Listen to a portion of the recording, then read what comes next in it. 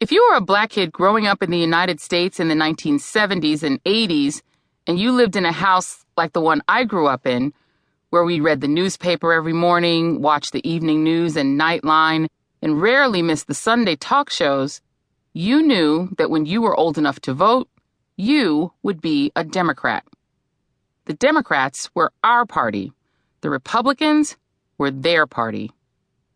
Sure, occasionally you heard about black Republicans here and there, but they were the exception. The stuffy business types with the perfectly symmetrical corporate afros, the old Southerners who like to go on and on about the party of Abraham Lincoln, or Republican wannabes like my Congolese father who didn't live in the United States and so only knew the political parties as an abstraction. For most black Americans, being political meant being a Democrat. Or, in my Guyanese immigrant single mother's parlance, this was the party of Shirley Chisholm and Jack Kennedy, Lyndon Johnson and civil rights. Run, Jesse, run, and where's the beef? The hilarious Wendy's TV commercial slogan appropriated by doomed presidential candidate Walter Mondale. My mother didn't care that he had no chance of beating Ronald Reagan. She loved that line. The message that we are Democrats was all but piped into my ideological DNA. When Reagan beat Jimmy Carter in 1980, my sister and I burst out crying. She was in the 7th grade and I was in the 6th.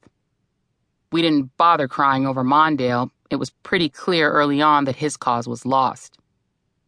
The first vote I cast in a presidential primary was for Jesse Jackson, and my first vote for a presidential candidate was for Michael Dukakis.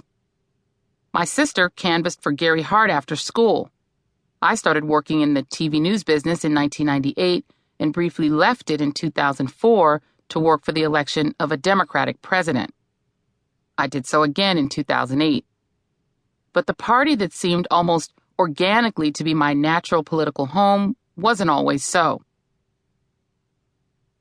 The Democratic Party's transformation from representing the antebellum South, known for its massive resistance to integration and literal terrorism against black citizens, to the party that represented the vast majority of black Americans, whether descended from the enslaved or newly minted as U.S. citizens, and ultimately to the party that produced the nation's first black president, was one of the most dramatic turnabouts in American political history.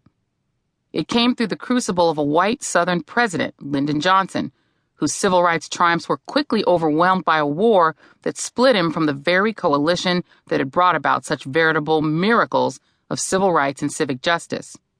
And it came at a cost. After Johnson and the tumult of the 1968 election, which saw the assassinations of Robert Kennedy and Martin Luther King Jr., and ultimately the election of Richard Nixon, the Democratic Party spent decades wrangling with his legacy, often disowning it, as the party struggled to regain favor with increasingly resentful white voters up north, and to stem the flight of white voters down south as it continued to pursue the elusive White House. As Republicans essentially took over as the party of Southern conservatives, Democrats struggled to reconcile their newly robust multiracial character with the changing politics of the country.